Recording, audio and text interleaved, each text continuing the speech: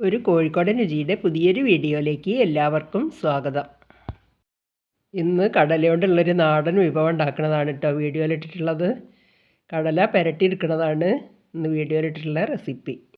അപ്പോൾ ഇത് ഉണ്ടാക്കാൻ വേണ്ടിയിട്ട് ഇതുപോലത്തെ ഒരു കപ്പിന് ഒരു കപ്പ് കുതിർത്തെടുത്ത കടലയാണ് കേട്ടോ ഇത് രാത്രി വെള്ളത്തിലിട്ട് വെച്ചിട്ട് രാവിലെയാണ് ഉണ്ടാക്കുന്നത്.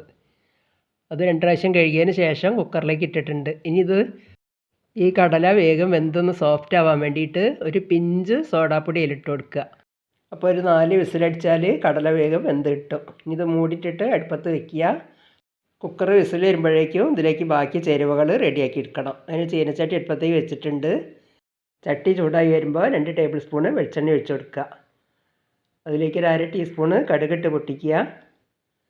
കടുക് പൊട്ടി വരുന്ന സമയത്ത് 2 വറ്റൽമുളകും ഇട്ടൊന്ന് മൂപ്പിച്ചെടുക്കുക. ഇനി അതിലേക്ക് ഒരു 8 ചുള വെളുത്തുള്ളി അല്ലി, ഒരു കഷ്ണം ഇഞ്ചി, 2 പച്ചമുളക് അരിഞ്ഞത്, കുറച്ച് കറിവേപ്പില ഇട്ടിട്ട് ആ ഇഞ്ചിൻ്റെയും വെളുത്തുള്ളിൻ്റെയൊക്കെ പച്ചമണം മാറണ വരെ ഒന്ന് വഴറ്റിയെടുക്കുക. അധികം എല്ലാവരും പുട്ടിനും ചപ്പാത്തിക്കൊക്കെ വറുത്തരച്ചിട്ട് കറിയായിട്ടും പിന്നെ കടല പുഴുങ്ങിയിട്ടൊക്കെയാണ് ഇതുണ്ടാക്കൽ. ഇതൊരു വെറൈറ്റി ആയിട്ടാണ് കേട്ടോ ഈ ഒരു കടലപ്പരട്ട് ഉണ്ടാക്കുന്നത്. ഇപ്പോൾ ഈ ഇഞ്ചി വെളുത്തുള്ളിയും പച്ചമുളകൊക്കെ നല്ലോണം ഒന്ന് വഴറ്റി വന്നിട്ടുണ്ട്. ഇനി ഒരു വലിയ സവാള ഇതുപോലെ അരിഞ്ഞതാണ് കേട്ടോ ഇട്ട് കൊടുക്കുന്നത്. അതും ഒന്ന് ഇതേപോലെ വഴറ്റിയെടുക്കുക. വല്ലാതെ ബ്രൗൺ കളറാകൊന്നും വേണ്ട, നല്ലോണം ഒന്ന് വഴറ്റി കിട്ടിയാൽ മതി. ഒന്ന് വേഗം വാടി കിട്ടാൻ വേണ്ടിയിട്ട് ഒരു നുള്ളു ഉപ്പ് അതിലേക്ക് ഇട്ട് കൊടുക്കുക. ഈ കടല ഇങ്ങനെ പുഴുങ്ങുന്നത് കാണുമ്പോൾ കുട്ടിക്കാലമാണ് കേട്ടോ ഓർമ്മ വരുന്നത്. സ്കൂൾ വിട്ട് വരുമ്പോഴേക്കും വൈകുന്നേരത്തെ ചായക്ക് ഇതുപോലെ പുഴുങ്ങിയിട്ട് തേങ്ങാക്കൊത്തൊക്കെ ഇട്ടിട്ട് ഉണ്ടാക്കലുണ്ട് കേട്ടോ അമ്മയ്ക്ക്. നല്ല ടേസ്റ്റാണ്. അതൊക്കെ ഇപ്പോൾ ഒരു ഓർമ്മ മാത്രം. അപ്പോൾ ഈ ഉള്ളിയൊക്കെ നല്ലോണം വഴറ്റി വന്നിട്ടുണ്ട്. ഇനി അതിലേക്ക് ഒരു കപ്പ് തേങ്ങാക്കൊത്തിട്ടിട്ട് ഒക്കെ കൂടി നല്ലോണം ഇളക്കി യോജിപ്പിക്കുക. അതൊന്ന് വാടി വരട്ടെ. ഈ തേങ്ങാക്കൊത്ത് ആദ്യം വേണമെങ്കിൽ എണ്ണയിലിട്ടിട്ട് മൂപ്പിച്ചെടുക്കട്ടോ. ഞാൻ പിന്നെ അങ്ങനെ വല്ലാതെ മൂപ്പിച്ചെടുക്കണ്ട വെച്ചിട്ടാണ്. ഇനി ഇതിലേക്ക് പൊടികൾ ഇട്ട് കൊടുക്കുക. 1/2 ടീസ്പൂണ് കാശ്മീരി മുളക് പൊടി, 1/2 ടേബിൾ സ്പൂണ് മല്ലിപ്പൊടി, 1/4 ടീസ്പൂണ് മഞ്ഞൾപ്പൊടി, പാകത്തിനുള്ള ഉപ്പ്. ആദ്യം സവാള വഴറ്റുമ്പോൾ ഒരു നുള്ളു ഉപ്പിട്ടിട്ടുണ്ടായിരുന്നു, അതിന് കണക്കാക്കിയിട്ട് ഇട്ടാൽ മതി കേട്ടോ. ഇനി ആ പൊടികളെ പച്ചമുളകൊക്കെ ഒന്ന് മാറണ വരെ നല്ലോണം ഒന്ന് ഇളക്കി യോജിപ്പിക്കുക. ഗരം മസാലപ്പൊടി ഉണ്ടെങ്കിൽ ഒരു 1/4 ടീസ്പൂൺ ഇട്ട് കൊടുക്കുക. ഞാൻ കൊണ്ടുവന്ന് വെച്ചതില്ലാത്തതിനെ കൊണ്ട് അത് ഞാൻ ചേർത്തി കൊടുത്തില്ല. അപ്പോഴേക്കും കടല വെച്ച കുക്കർ 4 വിസിലൊക്കെ വന്നിട്ട് ഓഫാക്കിയിട്ടുണ്ടായിരുന്നു കേട്ടോ.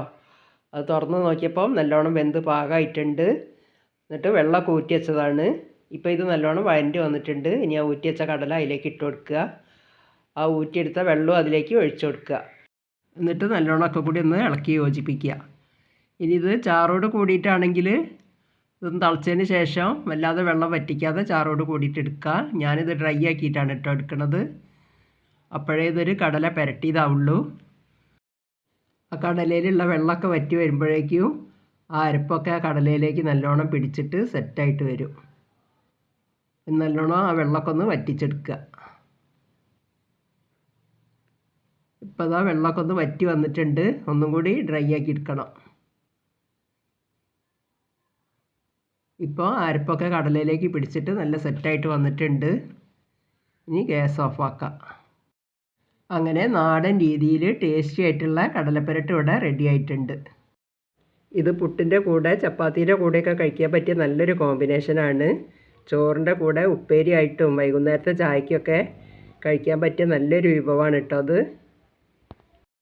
ഇതിനൊരു പ്ലേറ്റിലേക്ക് വിളമ്പി മാറ്റുക. അപ്പോൾ ഇനി കടല കിട്ടുന്ന സമയത്ത് ഇതുപോലൊരു കടലപ്പരട്ട് ഉണ്ടാക്കിയാൽ തീർച്ചയായിട്ടും എല്ലാവർക്കും ഇഷ്ടപ്പെടും. അപ്പോൾ ഇതുപോലെ ഒന്ന് ഉണ്ടാക്കി നോക്കുകൊണ്ടു. ഇന്നത്തെ വീഡിയോ ഇത്രയേ ഉള്ളൂ കേട്ടോ. ഇനി ഈ വീഡിയോ ഇഷ്ടപ്പെടുകയാണെങ്കിൽ ലൈക്ക്, ഷെയർ, സബ്സ്ക്രൈബ് ഒന്നും ചെയ്യാൻ മറന്നു പോകരുതേ. കമൻറ്റ് എഴുതി അറിയിക്കണേ.